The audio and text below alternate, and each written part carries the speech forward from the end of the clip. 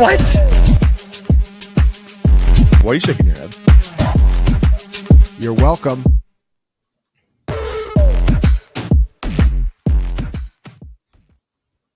Yo, what is going on? Welcome back. It is week 10, Cashing Points. Time for the best DFS show of the week to get your lineups right. 10-game slate here, guys. It is kind of a gross one. We got a little bit of value coming up with a running back for the Commanders. But yeah, it's good to be talking ball, talking DFS with you guys every single week. If you guys could please like this video. If you haven't already, subscribe to the channel. It really does help us out. We're going to be walking through the 10-game slate, mainly talking DraftKings. We'll talk a little bit of FanDuel. But yeah, it's a good one. Let's get started here, guys, with, in my opinion, easily the best game of the slate. It's projected to be the best game of the slate as well. Niners and Bucks. Niners are 6.5-point favorites, getting Christian McCaffrey back. Let's go. Totals 50.5. Hilo, I'll throw it to you first, man. McCaffrey got a full practice in for the first time literally all year. Did not practice all of August. Obviously, we've been waiting for him. What is your read on McCaffrey and the Niners this week here? Yeah, I don't think you have to have a read. I think you can just approach his situation from like a theoretical perspective and just say, look, he's about the same price as Alvin Kamara on DraftKings, but Alvin Kamara is expected for at least 3 times the ownership. And if we played out the slate 100 times, like standard example I like to use, I don't know if we would see Alvin Kamara outscore CMC like at 3 times the frequency. So we're having a lot of ownership on Brock Purdy, a lot of ownership expected on Deebo Samuel, George Kittle. So this becomes a spot where, like, if I want to play the 49ers, like, I can just stack them all up. I can, like, pick 3, play Purdy with CMC and Kittle. Deebo dealing with the oblique and rib injury. He hasn't seen more than 7 targets since week 2. So this is a spot where, like, we expect the offense to succeed. I'll just play all of them. I will say this is one week where I'm like, I'm into Deebo Samuel every single week, but this might be one week where I'm kind of not. He was limited all week with a guy with his injury history, given the oblique, the hip. Obviously, he's got a huge ceiling, but I'm kind of with you. I think McCaffrey dinks his ceiling a little bit. Obviously, we won't get as many carries from Deebo. Jordan Mason will probably get those kind of mix-in carries. Jake, what's your read here? And Brock and McCaffrey, man, it just feels really like such a high floor, I think, together. And then you can kind of rotate through. What's your read here on Juwan Jennings and Ricky Pearsall? Do you have any interest in like kind of the other pieces here, these ancillary pieces? Yeah, that's kind of the tricky spot with this slate. I totally agree with Hilo. Yeah. I think my favorite way to play McCaffrey is with Purdy. It's a great way to just bring down the combinatorial ownership of your Purdy stacks. Beyond that, I mean, yeah, Juwan Jennings and Ricky Pearsall would be the next best bets if you're trying to get lower ownership here. Obviously, Jennings doesn't project well. The matchup isn't great if you assume he's going to play more in the slot, which is sort of my assumption this week. But he's still a guy you want to mix into lineups here if you're playing a decent amount of Purdy, because he has an incredible ceiling. And it just, like I said, helps bring down that ownership. Ricky Pearsall, also interesting. He does, I think, have a slightly better matchup, assuming he plays a bit more on the outside. So those are guys I'm definitely going to end up mixing in here. But yeah, this is such a great game. Like Hilo said, you can just play all these guys. I will add real quick, typically what we're like looking at for George Kittle is against a team with like a high pressure rate or a high blitz rate. His ADOT comes down because he's doing a lot of chip and goes. He's doing a lot of like 6th offensive lineman type stuff. And the Buccaneers are blitzing at a 27% frequency around there, but they're only hitting home. They're only generating pressure at 21.6% frequency. So I'd expect the tight end one in fantasy land this season to be in a route at a higher rate with a higher ADOT here. So, I mean, he's like, Kittle has 22.2% more fantasy points than the next tight end this season, scored the most touchdowns at the position, and his opponent in the Buccaneers are like middle of the pack against wide receiver 1, wide receiver 2, and wide receiver 3, but they're 30th in the league in production allowed to the tight end position. So this spot sets up really well for Kittle here. By fantasy points per game, Kittle is the wide receiver 8. And if you look at treat him as a wide receiver in terms of pricing, he's the wide receiver 22. It's a great value. Yeah. He's just a massive value overall. I think for doubles, my favorite this week is definitely Purdy with CMC and Kittle. Like I said, kind of lower on Debo. Let's switch over to the Bucs side. I think they're just pretty simple this week. Kate Otten, you want to talk a tight end who's probably, again, too cheap, 5,500, especially on DraftKings. I don't think we need to spend a whole lot of time. The role has just been awesome for him. It's not a great on-paper matchup like it has been for the last couple of weeks, but volume's been great. Jalen McMillan is dealing with a hamstring injury, so if he plays this week, Jake, probably not going to run a ton of routes. We had the great Sterling Shepard debate this morning. He's 4,100 off the injury report. Is there any upside here? Hilo, I'll kick it to you first. Any interest in Shepard beyond Otten on the Bucs here? I don't think so. Yeah. And I want to pull up. I was trying to find his slot snap rate while you were talking. I didn't quite get there, but yeah, there's a guy by the name of Ryan Miller. I have it up here. Actually, Shepard was at 65% last week, which is pretty strong. What was Ryan Miller at? Somewhere 32. Something. 32. Okay. Yeah. Ryan Miller's like this feel good. He's got a really interesting story. He was a collegiate tight end on like a D3, D2 team. Like I forget what it even was, Furham or something. I don't even remember. It was like a school I'd never heard of. He like made the Buccaneers practice squad, and then the team, like, instead of going out and getting somebody at the trade deadline to like fill these holes, because they're not like eliminated from playoff contention yet. They're 2 games back with half the season left to play. And in the NFC, we're expecting like 3 playoff teams to come out of the NFC North. So it's like you have to win your division if you're not in the NFC North.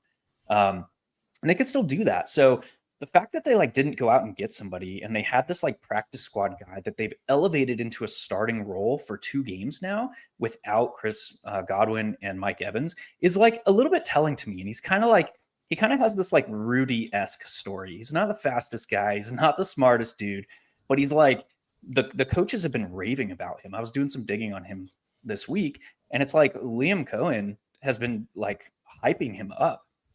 So he's one of those guys that's kind of like a pit bull on the field. He does all the little things right. So I expect him to see 65, 70% of the snaps here, even if Sterling Shepard is healthy. And we don't know. He had a hamstring injury 2 weeks ago. Last week picked up the hip injury. So this guy, Ryan Miller, like, and he's also old. Yeah. Like Ryan Miller, he's listed as a tight end on the team's depth chart because he came into the league as a tight end, but he's a converted tight end to wide receiver now. And I expect him to play, 35, 40% out of the slot. So it's very interesting. He's priced at 3,500 on DK. But like within this idea that Baker Mayfield has returned a 4x salary multiplier in 5 games out of 9 appearances. He came close in another game. So 66.6% hit frequency of a 4x salary multiplier at quarterback in like the current age of DFS is almost unheard of. 2 of those games came without Chris Godwin and Mike Evans. So, they left early in one of them. So I'm kind of interested in doubling up Baker here. I like that call. Baker's just been playing so well. Brett made a good point last night on the matchup point show. He's been saying this for years. Like, if you can pass protect against the Niners, you can beat the Niners because their secondary is not very good. And the Bucs have one of the best offensive lines right now in football. Maybe this is the week where the wheels fall off a little bit for Baker. I saw a comment here, Jack. Yeah, maybe. But man, I don't know if I want to really fade that. And I like your Ryan Miller call. I don't think anybody's really on that. Routes came up last week. I just checked to 53%. And yeah, they just don't have anybody else. Where they played Raheem Jarrett 67% of the routes last week, but that could come down for sure. All right, we'll keep it moving here, boys. Falcons and Saints. Falcons 3.5-point favorites. Total is 46.5. Feels a little bit high on the total, just given what Derek Carr has to deal with this week. Jake, Cedric Wilson is out. Chris Olave is obviously going to be on IR. Probably he's going to miss a couple weeks. It is all Alvin Kamara. I liked Hilo's take. I think McCaffrey will certainly come in at lower ownership, but man, the role for Kamara, I think I said it last week, it's basically like prime McCaffrey. Yeah, he's leading the league in expected fantasy points per game, 7 or more targets in 6 straight games. He's the first player to do that at the running back position in 5 years since 2019, Christian McCaffrey. So obviously the workload's amazing for Kamara. The spot's pretty good here. too. It's just a matter of ownership. And I think, when we have a slate with Saquon Barkley and Christian McCaffrey at nearly identical prices, I just rather go that direction in tournaments. But I think, for cash, you're obviously playing a guy like Kamara.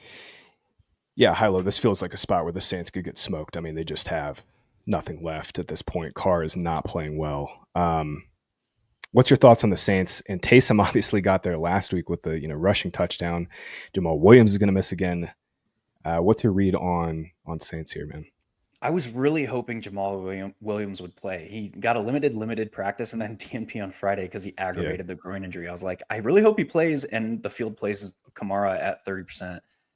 But alas, here we are. Looks like Kamara is going to be the only breathing running back with a pulse again. So, I mean, it's hard to argue against 39 running back opportunity or 38 running back opportunities, whatever you saw. I think he had 29 carries and 9 targets last week, which is absurd. This is the point we're getting to with a select few of these running backs. We're getting to the point of like vintage Le'Veon Bell, David Johnson, where it was just like jam them in. You would figure out the rest. Saquon Barkley's in that discussion. Alvin Kamara is in that discussion. Devon Achane is in that discussion right now. Just because like they're seeing Achane isn't seeing the same number of carries as like Saquon and Kamara, but like Kamara, like you can just almost pencil him in or write it in pen for like 20 carries and approaching double-digit targets, which is absurd. So that level of usage, I'm just kind of looking to play it now. I was looking to fade it, hoping that Jamal Williams came back. Now I'll play it and I'll differentiate elsewhere. Yeah, it's really hard to get away from 7 or more targets in 6 straight games on DK, and the price really hasn't adjusted, to where it should be at least. You read my mind, though. I was thinking in my head, I was like, man, it's McCaffrey, Kamara, Le'Veon Bell are like the only guys I can really think of that can score 30 or 40 without scoring a touchdown, just because of their roles. Falcons side, I think, is pretty simple. Bijan's a really strong play, maybe not to the extent of Kamara and McCaffrey, but they're just huge favorites. Saints have been getting trampled on the ground. Maybe not a great schematic matchup. Saints have been better against outside zone, but Bijan's just freaking awesome. I don't think that matters too much. Jake, you got any different thoughts on this Falcons offense here? I think it's pretty straightforward at this point. Pretty good spot for Mooney. Yeah. Both of these Atlanta wide receivers, Drake London and Darnell Mooney, are popping a bit in projections. I think they're both like fringe top 12 values for us. I just prefer Mooney straight up. He's healthier, and I think he's overall looked better on tape, a little bit more upside there. Yeah, interesting point in this game. Obviously, Marshawn Lattimore got traded. They just, I think Paulson Adebo is out, right? And they don't have Kool-Aid McKinstry, so they're down to literally the skids in the secondary. If they play man coverage again a ton, which they have been doing, Mooney's going to go off here. Mooney is crushing man coverage, nearly 30% target share and 2.7 yards per route run against man. So I'm with you on Mooney. London should play, but I think he's been limited all week. So he's probably a little less than 100%. Yeah, limited all week. Hilo, what's your thoughts here, man, on Falcons? My thoughts on the Falcons will remain that they are vastly overplayed and they are vastly overpriced. Just Zach Robinson is a guy who he doesn't care about like the counting stats of his primary players. Like he wants to win games within the structure of their team. And in doing so, like even Bijan is insanely overpriced for relative to his role, particularly speaking in blowouts. They're plenty fine just bringing Tyler Algier in for 10 to 12 carries when they're controlling a game environment. We saw it against the Buccaneers in week 8. We saw it against Carolina week 18. He had 18 carries for 105 yards and a touchdown. Like they're plenty fine. They're like, this is a long season. We're kind of controlling our own destiny for the playoffs. Let's keep Bijan healthy for the final push. So I don't even look at Kirk Cousins. He has the only time he's attempted more than 35 pass attempts this year was in that overtime thriller in week 5 when he had a career high 58 pass attempts. So there's not a ton of volume. You're not getting concentration because there's no less than 4 or 5 primary skill position players, depending on how we treat Ray. But yeah, I just these guys are overpriced and overplayed. I completely agree. I will add, though, that Bijan did play a lot deeper into the blowout last week against Dallas than he has in pretty much any game. So it could be a bit of a health thing for why they were pulling him previously. I know Scott Barrett noted that in the Everything Report. Yeah. I still think Bijan's a pretty good play, but price has come up a little bit. All right, we'll keep it going here. Broncos and Chiefs. Total's 41, 42. Chiefs are 7.5-point favorites. I'll throw to you first, man. What's your read on Nuke? I mean, he's 5,300. They moved him a ton in the slot last week, and that makes me think he's going to avoid Surtain at least on maybe half of his routes. What's your read on this game? What's your read on Nuke here? I think Nuke's role in this offense is going to continue to grow, particularly while Juju Smith-Schuster remains out. We've seen the Chiefs have not changed how they're approaching games. Like, we were hoping Xavier Worthy's role was going to grow. It didn't. Like, he is just a schemed usage type guy that then got thrust into the doghouse last week after that like mishap on the team's opening drive. Yeah. You like, instead of like catching the football and like turning, he like tries to backpedal into the end zone and steps out of bounds. It wasn't a good throw by any means, but it was a throw that he has to catch and score for a touchdown easily. You got to know where you're at in the field. Yeah. The thing with the Chiefs is like their offense is very, very content to just manage a game right now. Yeah. They're not hacking downfield at the same frequency we've seen in the past. But they don't really need to, right? Because they have a defense now where they're going to be in games regardless, like what their offense is going to do. And at that point, they got Patrick Mahomes as like the backup plan, which is like, that's a good position to be in. At the same time, this is a team with a 24.5 egg supplied team total with a very, very concentrated offense. Like, Justin Watson's on the field a ton, but he's running wind sprints to be a safety manipulator downfield. So it's like, we know with a high degree of confidence that a chunk of this offense is going to run through Kareem Hunt, who is top 5 in expected fantasy points since per game since taking over the lead back role in week 4, and Travis Kelce, who now, again, we're seeing consistent double-digit targets, and then DeAndre Hopkins, who he's going to continue to see his role grow.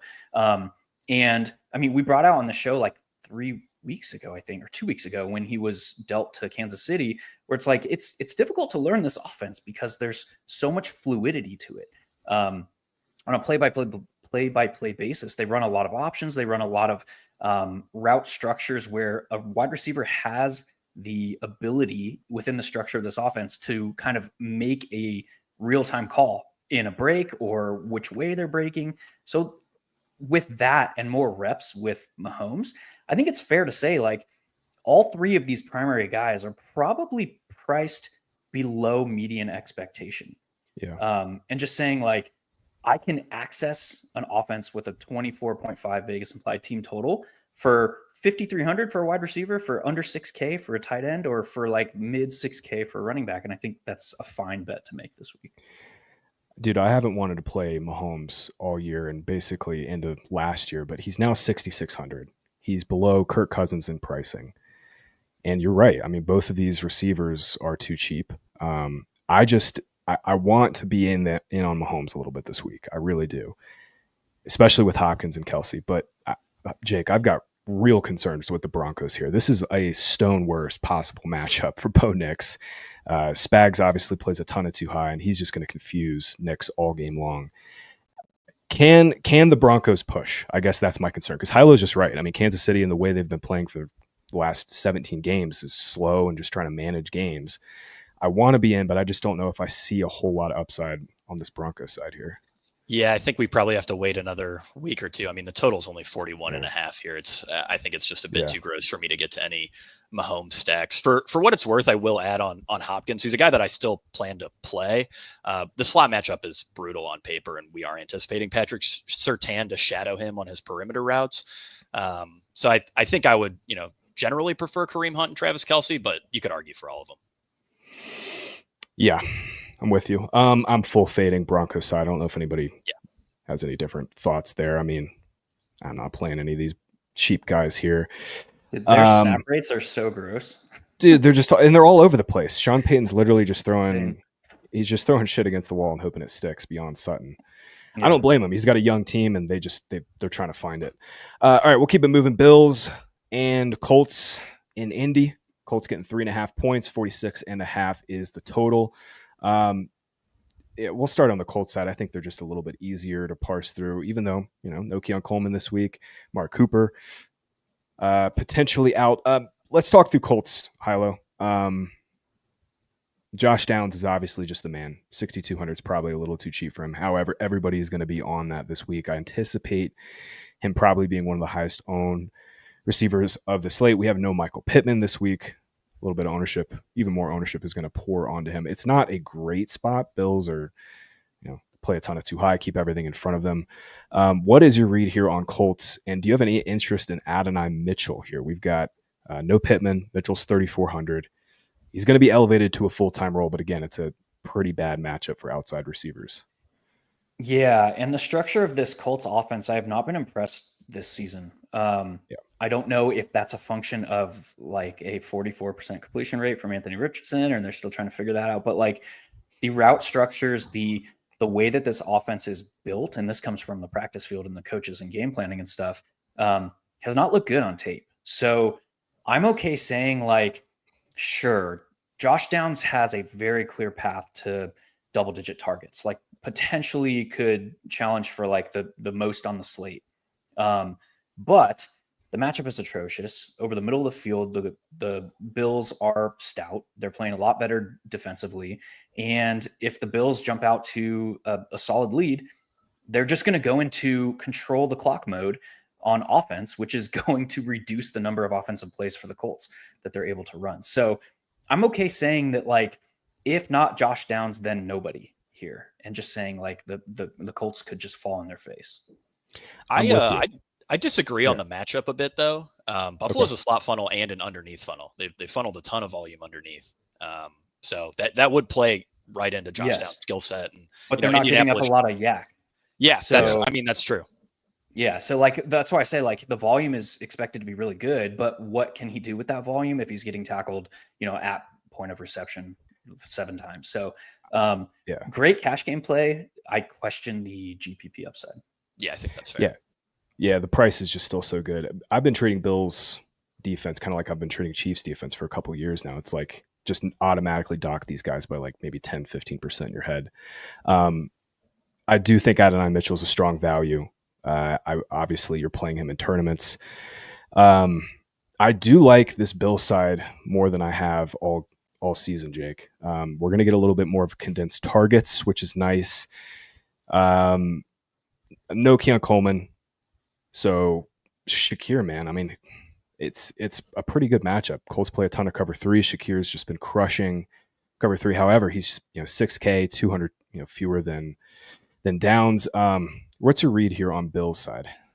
Yeah, it is a little hard to justify Shakir based on the price, but at the very least, the Bills have been the league's most pass-heavy team by P-row over the last 3 weeks, and that's been awesome for Shakir's volume. He's averaged 8 targets per game over that span, 74 receiving yards per game. That's wide receiver 10-ish numbers, and a league high 3 design targets per game. So the floor is really strong for Shakir. I do question the ceiling a bit. I know Ryan Heath loves the schematic matchup here. I think the best argument for Buffalo maybe playing Josh Allen in general is that things should be a lot more condensed around both Shakir and probably Dalton Kincaid. Graham, I think you pointed this out in our projections meeting this morning that Kincaid hit a season high in route share last week with no Cooper. Yeah. Kincaid's routes have been all over the place. He was way down 2 weeks ago when Shakir came back, but no Cooper, no Coleman. Great matchup. Colts have been really bad in the interior, and they're really bad against these kind of like hybrid tight ends like Kincaid as well. I think this is the first week I might actually be a little interested in Kincaid. We got to talk JT too. I think JT is a really interesting tournament play. The price is not great. It's a lot.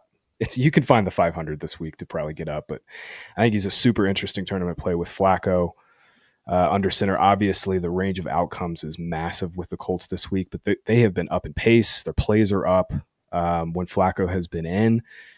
This game, is correctly totaled. I just think because the Colts just, face planted last week, but this game definitely has some hidden upside. Jake, you noted the P-Rose up for the Bills. Flacco up in pace, up in play volume. JT is pretty interesting, I think, for tournaments. The most interesting thing for me with JT is like where Josh Downs ownership comes in. If Josh Downs is going to be 30%, then, Jonathan Taylor at 12 to 15 feels like pretty decent leverage here, especially, as I noted, the Bills funnel a ton of volume underneath. Last week, Taylor had a 19% target share with Joe Flacco. He's at 88% of the running back opportunities in his 5 healthy games. So, this could be a pretty interesting spot for Taylor, but I just need to get a better read on ownership here. Yeah, I like that call, especially with the Downs piece. All right, we'll keep it going here. Stees and Commanders, 44 and a half is the total, 2.5. Commanders getting 2.5 at home. Where do you want to go with this game, man? Hilo, what do you think? Austin Eckler week again, 5,800. No Brian Robinson.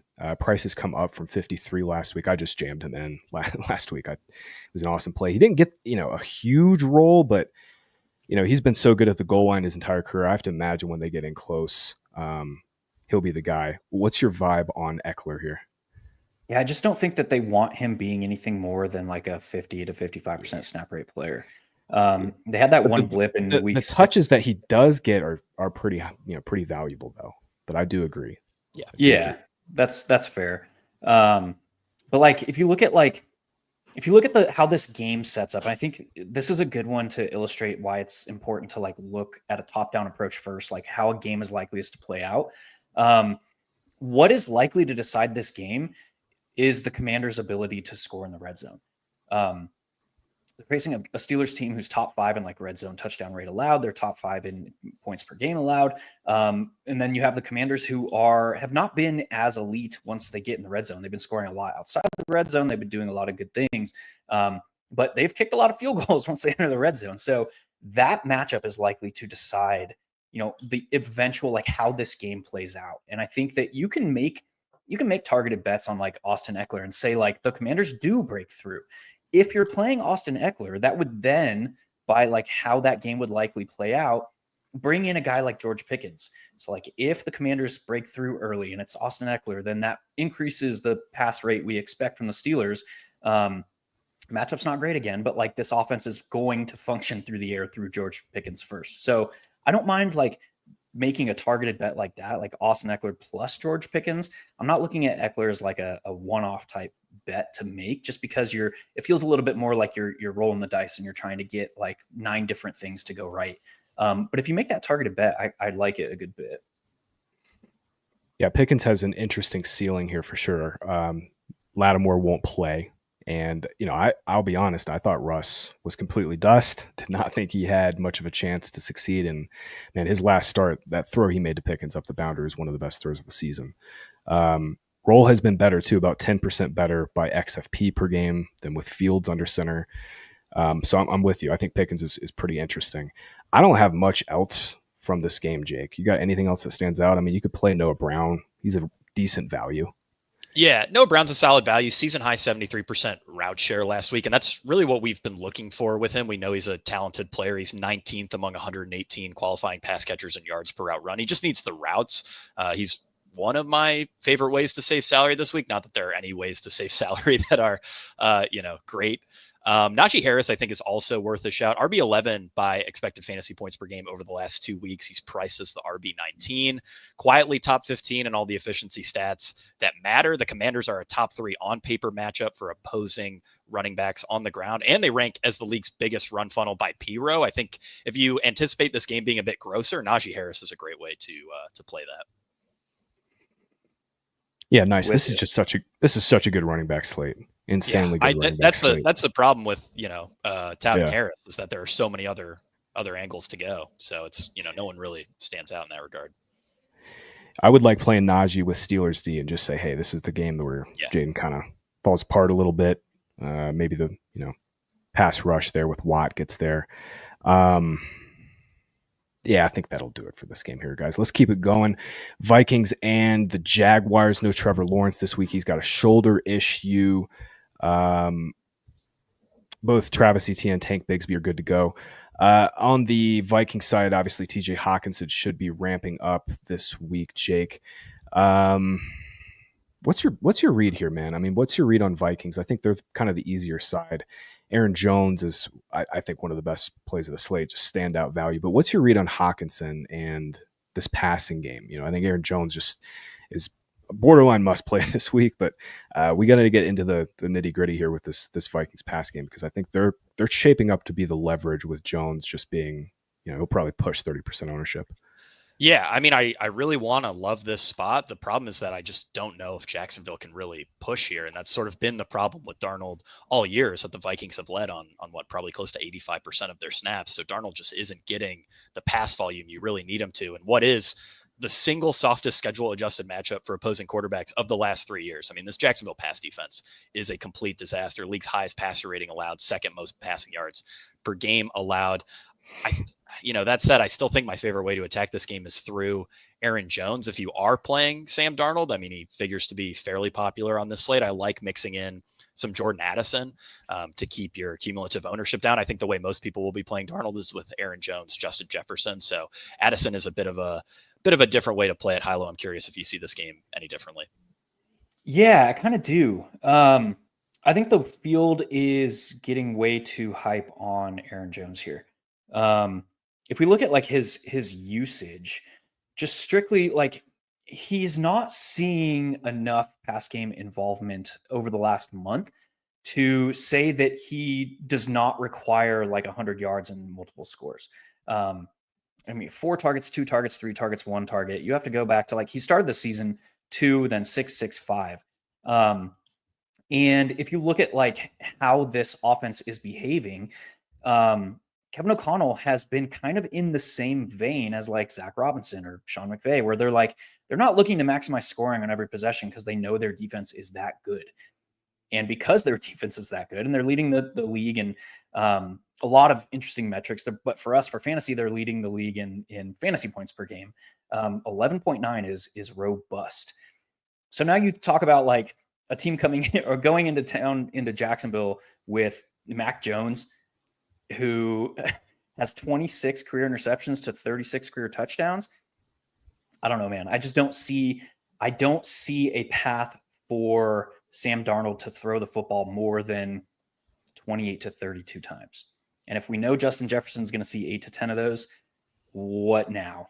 So I'm a little down. I'm just saying, like, I'd rather pay it for Minnesota Vikings defense. They're priced as the second highest cost, which is really, really prohibitive on this slate to get up there because there's no value. That's why we're seeing so much ownership on like the Bears at 3K, because that savings matters on this slate.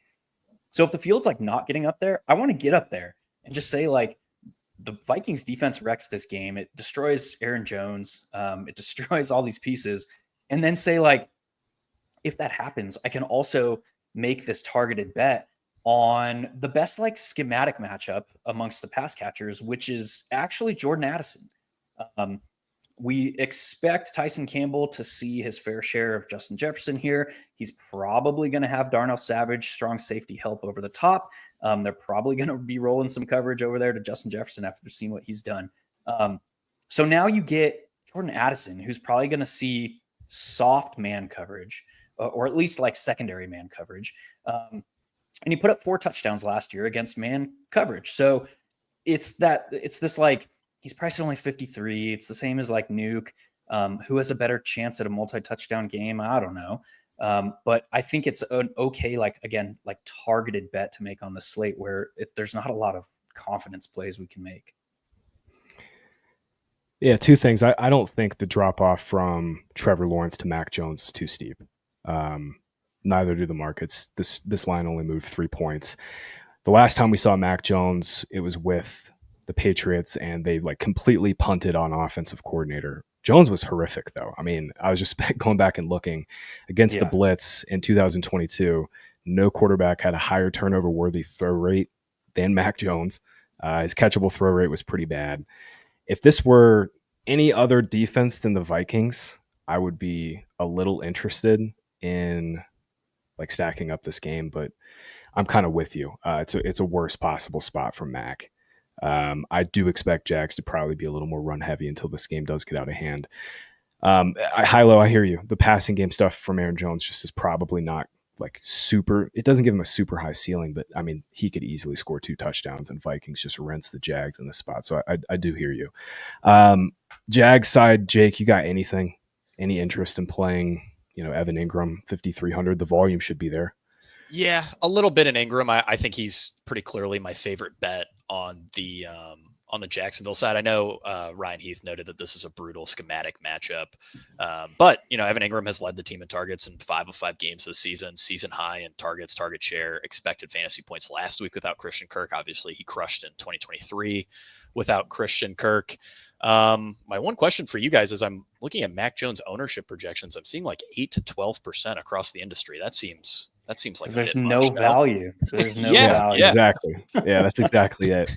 It's kind of like, people were thinking about playing Gardner last week, and I was like, man, I can't get there. It's kind of the same thing this week. There's not much value.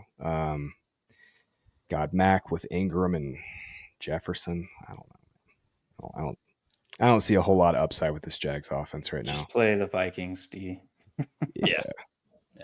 Speaking of a defense I like, not the Bears. I like Patriots defense with Ramondre. Let's talk through Patriots and Bears. Obviously, Bears getting 6.5 points. It's total super low. It's 38.5.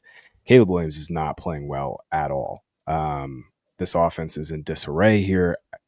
Look, the Patriots are not a good team, but I'm a little interested in Ramondre at 6,400. I'm also interested, Jake, in DeAndre Swift at 6,500. Obviously, probably shouldn't play those two guys together in a game total this low, but Swift 6,500 for his role. Huge favorites.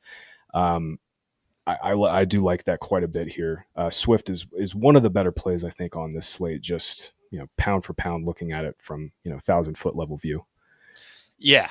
I think both these running backs I'm pretty interested in with their respective defenses. Ramondre Stevenson with Del Cow again for the second straight week. 23 fantasy points per game, 19.7 expected fantasy points per game over his last 2 games. Those are both top 2 numbers over the full season. The spread here is obviously a concern, though. Stevenson's per snap efficiency drops 66% when his team is trailing. So, obviously that speaks to playing him with the New England defense here and hoping they can pull off a bit of an upset.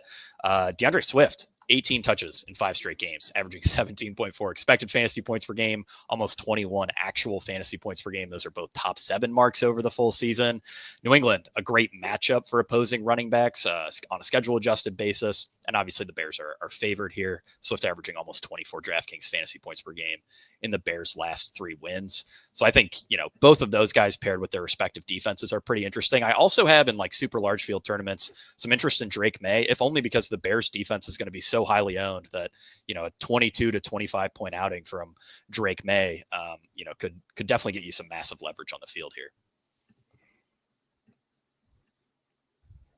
Yeah, Mark, the only hole I can really poke in Swift, well, it's beyond Caleb Williams being a roller coaster, is both Bears starting tackles are out. Definitely, it doesn't help, but that's really the only hole I think I can poke in Swift here. You got any different reads on this game? Well, I got one hole. The last time Swift went for 100 yards on the ground and multiple touchdowns was his rookie season. So, I mean, I've played Swift this season, most notably 2 weeks ago when a freaking second touchdown would have shipped me 100,000. But yeah, hey, you got the bonus though, right? That was that Commanders game. He went for like 130. Yeah, oh, nice. Yeah. Yep, got the bonus on that 56-yard touchdown in the fourth quarter. But yeah, the price just hasn't come up enough on Swift. That's the thing. But the thing is, every running back that is priced below 8K and above 6K is fundamentally overpriced based on what we've come to expect from pricing tiers on DK. So if that's the case, what makes Swift any different from Ramondre or any of these other, like that entire range? They're all overpriced, except we no longer have the ability to like go below them because the guys who are priced below them are like change of pace minus type backs. So we kind of we have to stay in that. And that just makes me want to pay up ×2 even more at running back this week. Give me 2 of Saquon and CMC and Alvin Kamara. I'll figure out the rest. But yeah, I don't know. I don't see a path for anybody in this game to put up a true GPP viable score. That said, within the context of this slate, where the number of 25 plus fantasy points scores or 30 plus fantasy point scores is probably going to be a lot fewer than we've seen over the last 2 weeks. Swift 20 ball like might matter at 6,500. Or Ramondre Stevenson averages 20 points or more, or he averages more than 20 fantasy points per game in the 5 games that the Patriots did not get blown out. So like, could a 20 burger from Ramondre Stevenson at 6,200 matter? Yeah, it might matter at some point. It's just really tough to say, like, it's tough to get past that mental break of like, oh, this guy's like a shit GPP ceiling, but it might not matter on this slate. That's kind of where I'm at with like a lot of guys.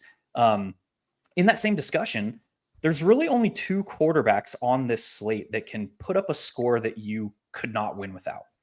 Those are Jalen Hurts and those are Josh Allen. Everybody else is probably like capped at 31, 32 fantasy points. Like those guys that can put up like 40 plus. Because we don't have Lamar Jackson, we don't have Joe Burrow, we don't have the Lions, we don't have CJ Stroud. Like there's a lot of quarterbacks like with high end upside that are missing on the slate. If that's the case, it makes these value options, these like quote unquote value options, the guys that are priced this low. And we're talking about Drake May here. It makes those guys matter a little bit more. If Drake May with his rushing upside, if he pops in 24 points at 5.8, like that could matter on the slate. Why? 1, he's cheap. 2, his stacking partners are really, really cheap. If we look at his 3 starts, Demario Douglas in a suboptimal snap rate role, like 65, 70% role, and Hunter Henry have combined for 40 targets in 3 games. So I'm okay saying like, hey, these guys don't have to like break the slate or anything. If they average that 3-person stack, if they average 18 fantasy points per player, which they can do, that's like each of Demario and Hunter score a touchdown and they get like 6 targets for 60 yards. Like that's within their range of outcomes here. If that happens, you're on a 200-point pace at their salary. So I'm okay making that bet this week. I think my favorite way to play May is definitely with Henry. He's 500 cheaper than Demario, and it's a great matchup for him. Chicago's not been good against tight ends. They've given up 279 yards last 3 games against Jags, Commanders, and Cardinals. It's not a good matchup for Douglas either. It's like the stone worst matchup for Pop Douglas. Yeah. They're giving up like, I think, -5 schedule adjusted fantasy points per game below average to slot receiver, something like that. I mean, it's schematic matchup is bad too. It's not great. Yeah, I like May with Henry. I like that for sure, but I think that's really, really where I'm going. I really question Demario's upside. He just feels like a 7 for 50 kind of guy perennially. All right, we'll keep it going to the afternoon slate. We got 3 games in the afternoon slate. Obviously, got the game in Germany on Sunday morning, making this a 10-gamer, so 3 games in the afternoon. We'll start with the worst of the 3-piece, Titans and Chargers. 7.5. Chargers getting 7.5. Total is 38.5. We got Will Levis coming back. Chargers defense is an awesome play. I hear you on Jags D at 37. Chargers D at 38 is I wanted to get there, but it's hard on the slate. Quick note, Gus Edwards, I think, is going to be back. Maybe he steals a few carries from J.K. Dobbins. I don't think anybody's really super stoked to play Dobbins anymore, especially at 7,200. Hilo, what's your thoughts here on this game? I think Herbert is in play at 5,200. The P-Row pass rate has just come up in every single game, came up again last week. I don't know how much upside this game has, but Herbert is a pretty good price on a slate where we're looking for value. I think 5,200 is pretty interesting. Yeah, I'm with you there. And I think it's very clear how you should play him, and it does not include Ladd McConkey. Because what you need from Herbert is like, even though he's 5,200, you still need him to have 25 plus fantasy point upside. In order to get that, he's going to need to either throw for 3 touchdowns or go for the bonus. So how does he accumulate 300 yards, or how does he score multiple touchdowns? Ladd McConkey is probably not the most optimal bet in either of those situations. He's like poetry in motion, watching him run routes over the middle of the field. But those routes are not upside, like per target upside generating routes. He's got to do a lot on his own after the catch to do something or score multiple touchdowns, which he's done once this year. So like, okay. But They also have a guy by the name of Quentin Johnston, who now has found his way into this like schemed usage role in the red zone. If they're going to score multiple touchdowns, if Herbert is passing for 3, I think it's more likely that Quentin Johnston scores multiple touchdowns than a guy like Ladd McConkey. And if he's getting 300 yards, it's more likely that a guy like Joshua Palmer is getting him there. Palmer has the 20th deepest ADOT this season, and he's gone for 63 yards or more in 3 consecutive games. He's done it on only 4, 4, and 5 targets. What you're looking for here is if he goes for a deep one, that directly correlates to like Justin Herbert then getting to that 25-point threshold. So I think it's very clear, like you can play Herbert with QJ and Josh Palmer. I think that's the way I would approach it. You need like 18.5 fantasy points per player in that stack to return a 4x salary multiplier. So this way of like Drake May, Justin Herbert, Baker Mayfield with some of his cheapies, that way of like accessing value on this slate with there isn't a ton of like on paper good value from individual plays, you're making one bet on an offense succeeding.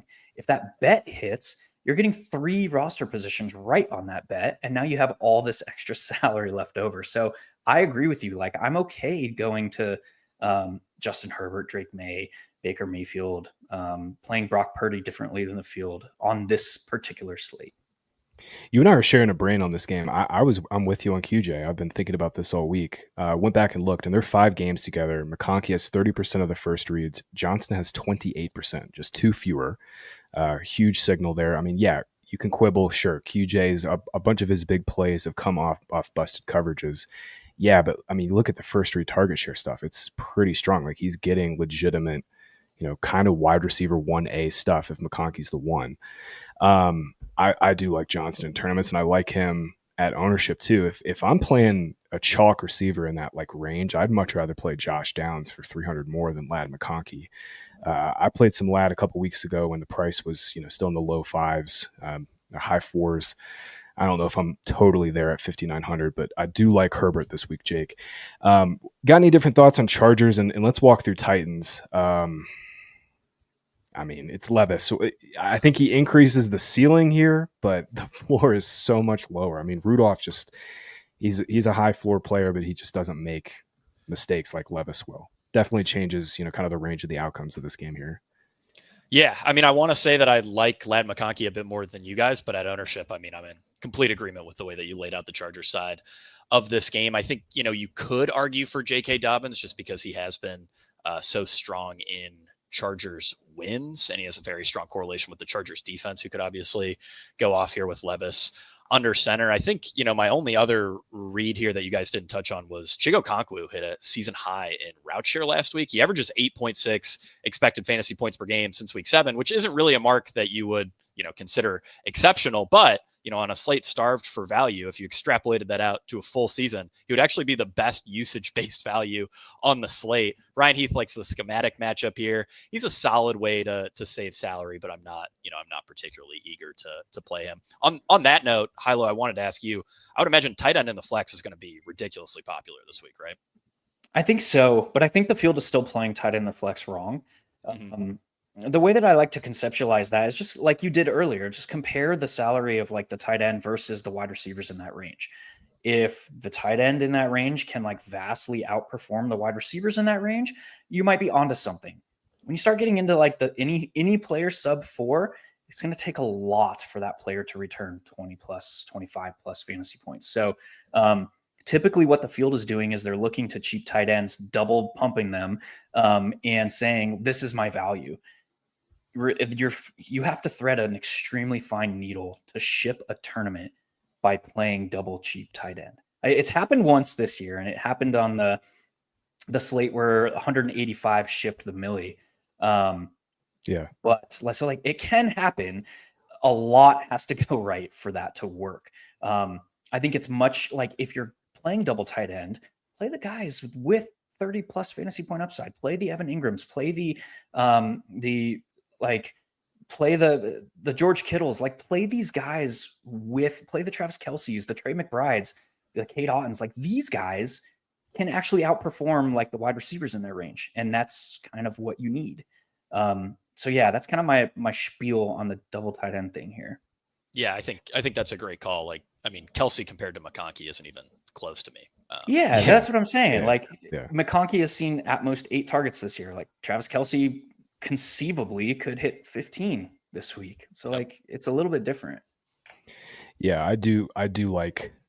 I don't like Chiggy for Ryan. Ryan's kind of standing on an island there. It's a bold call. I do like Hunter Henry with one of those two, Kittle or Kelsey, for all the reasons Hilo pointed out. The second thing I wanted to say: last 4 weeks, no team has a higher pass rate over expectation against than the Titans. They're a really good run defense, and they are trash in the secondary. They have all these injuries, man. L'Jarius now on IR. L'Jarius Sneed, L'Jarius Sneed's out, and he's not been good anyway this year. Man, I like Herbert. I think the field's going to come up on that though, especially on this slate. I think we covered this game well. Let's move on. Eagles and Cowboys. Eagles are 7-point road favorites. 43.5 is the total. Obviously, Dak is headed to IR. His season might be over with the hamstring injury. Man, Saquon is in such a good spot. And he is not going to be played. I think people are going to play Kamara. They're going to want to play McCaffrey. We're going to see Barkley probably. Yeah, I'm with you. I think Barkley at 10 for. What do you think, Hilo? 10 to 12-ish for Barkley at the top? What's that? Ownership? Oh, yeah, that's what I'm seeing. Yeah, that's what I'm seeing. People want to play CMC. He's going to eat away a little bit, and everyone wants to play Alvin Kamara, and it's really hard to play 2 of those 3. So that's kind of where, if you like add up the cumulative ownership of those top 3, you get about 50%. So you get a clear idea of like where the field is going. Half of the rosters in play are going to have one of these guys on it. So if you think you're getting tricky anywhere in that, even by just playing like Saquon Barkley versus Alvin Kamara, the rest of your structure of your roster is going to look a lot similar to half of the field. So thinking about it in that terms, like how do I differentiate significantly from the field? Play 2 of them. Play 2 of them or play none of them. Now you're fighting against half the field. Or if you play 2 of them, you're fighting against like 5% of the field as far as like roster construction goes and what you need to get right in order to like find yourself at the top of the tournament leaderboard at, come Sunday evening. So I love Saquon. I love him most playing him with another one of these high price guys. That's a great call. And I think honestly, it'll be sub 5%. I think the field will probably be like 2% with that this week. Just double tapping one of these, Barkley, Kamara, Barkley, CMC. It's just so hard to get up to, but I like that call. Honestly, Jake, I just want to jam Barkley with Eagles D.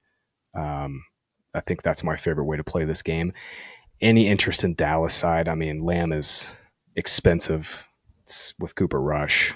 Rico got a big boost in snaps this week. This is such a good week. Running back, I don't think I can get there either. Any different thoughts on Cowboys here, Jake? Yeah, I really don't have much on the Cowboys. Obviously, love Saquon. I think an interesting angle you could take here, Philadelphia's pass rate is going to be absurdly low in this game. We were talking in our projections meeting this morning. You could justifiably project them for a 39-40% pass rate in this spot. I think you could go, and this is something I rarely do, but you could play Jalen Hurts, Saquon, Eagles D, and then just hope the Eagles absolutely roll, score like 35 points, and you get every touchdown. That's only a super large field take for me, but it is going to be pretty unique. Yeah, Hurts is balling, man. Absolutely balling out. No kidding. AJ Brown, Devonta Smith, both fully healthy too. I just really question how many times they're going to have to throw the ball in this game. Yeah, that's why I'm not very interested in the receivers. Yeah, and Goddard back too. Yep. Hurts gets the full trio for the first time since week 1. Crazy. Yeah, that's crazy, right? Yeah.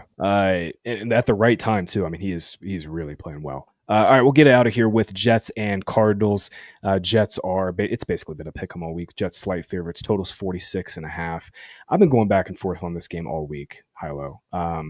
We've been on it all year. Cardinals are great run offense. Once again, we saw it last week. Horrible pass offense. No design targets, no screens from Marvin Harrison Jr. The fun crossers and trying to get him the ball over the middle in space, that was gone too. It's just a week-to-week proposition with this team. Obviously, they only need to throw it 20 times to beat the Bears. But Mark, what's your read on this game? I've gone back and forth here on this one. Jets play slow. Cardinals don't want to push the pace if they don't have to. Yeah. Total feels a little high, don't you think? I do. And I think it comes down to like how the Cardinals want to approach this game. You look at this Jets defense, they are an extreme run funnel defense. They're ranked second in the league in most meaningful metrics against the pass, and they're in like median range against the run. So looking at like who Drew Petzing is, probably plays right into like how he wants to attack this spot. It's probably going to feature 18 to 22 James Conner carries. They're probably going to get Mari DiMercado a handful. And yeah, like one of the, like for the past 5 seasons, like what do opposing teams want to do? They want to keep the ball out of Aaron Rodgers' hands. So how do the Cardinals go about that? So I just think that the upside from a like total offensive plays run and volume pretty much anywhere outside of Garrett Wilson, Breece Hall, and James Conner probably is a difficult bet. But if you also in that same sense, like look at the pricing of Garrett Wilson versus his recent role in this offense, his ADOT has gone up by 30-ish% once Devontae Adams joined the team. So he's in a different role. He has more per target upside in this offense. He's seen 8 or more targets in all but one game this season. He has that 22 target game against Minnesota. You talk about like range of outcomes versus cost. Garrett Wilson is probably the best on paper wide receiver play on the slate. And I don't think he's going to be treated that way. Yeah. Love that call. I love that call too. I mean, our projections have it that way. We're way above industry on Garrett Wilson. Easily leads all wide receivers in expected fantasy points per game and fantasy points per game since week 5. The addition of Devontae Adams really hasn't impacted his raw usage much, but it's dramatically improved his efficiency so far. So yeah, I really, really like Garrett Wilson here. I was kind of thinking about mentioning Aaron Rodgers doubles, but the ownership on Rodgers is high enough that I just don't think I can have a ton of interest. It's probably something I'll play on like 2 or 3 teams in a 150 set, but I'm not super excited about it. Yeah, Jake, you're the master of late slates. That feels like a late slate play. Yeah. Oh yeah, for sure. Yeah, Jake, you 5 bands last week on the early slate, right? Yeah, I've won 5% of the early only mini max tournaments since 2020. So nice. That's crushing it. That's my claim to fame. Yeah, not bad. That'll play. Yeah, that's not too bad. Yeah, like that. And I was looking at this 2 days ago. Last week especially, they got Adams in the slot more. They always move Garrett inside too, but they're playing Adams in a totally different way than he was used with the Raiders. They're using him on way more horizontal, like crossing routes. And like you said, Hilo, that's opened up Garrett Wilson for the vertical stuff. So definitely some hidden upside, especially the way they're kind of scheming this offense. And then Jake, I think you mentioned this morning, we kind of all expected the Buddy Ball to be back, but Garrett Wilson is just better. I think that's kind of where I'm at too. Beyond that, man, I don't really have much on Cardinals side. James Conner 6,500 every week, and we question the upside with him every single week. He's a stone lock for like 15 to 18, but definitely question the upside in this spot, especially in the pricing range. Hilo, you had a pretty good note there on the pricing range there. To me, this is I think this looks like one of the lowest scoring slates of the season. Just walking it with you guys. I think we're going to see pretty low GPP winning scores this week. Guys, great show. Jake and Ryan are going to be hanging out at the drafter party, ripping some underdog drafts. They have been crushing this season, so make sure you're hanging out. They will be live here in a little less than 30 minutes. Scott Barrett, our guy, will be live with Neil Orfield on Outside the Box, as those guys always are, middle of the afternoon on Saturday. So make sure you're checking that out live or re-listening Saturday night into Sunday morning if you're setting lineups. Guys, that's going to do it. Let's crush this week, even though it's going to be a low-scoring one. Good luck in Week 10. We'll see you at the top of the leaderboards. What? Why are you shaking your head? You're welcome.